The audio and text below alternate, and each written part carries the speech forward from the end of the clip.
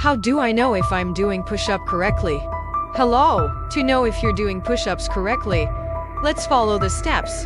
1. Start with the classic push-up.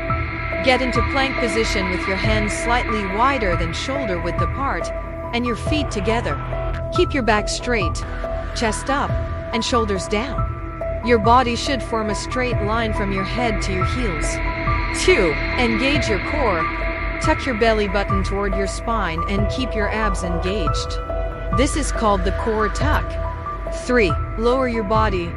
Lower your body by bending your elbows, allowing them to flare out slightly until your chest is about an inch from the ground.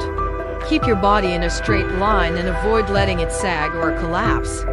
4. Push back up. Press your palms firmly into the ground and push your body back up to the starting position. Keep your core engaged and back straight as you push back up. 5. Count. Start counting when your chest touches the ground and stop when you push back up to the starting position. A proper push-up should take you 12-15 reps. If you can successfully perform these steps with proper form, you're doing push-ups correctly. Remember to start with the classic push-up and gradually progress to more advanced variations if you feel comfortable. Happy training!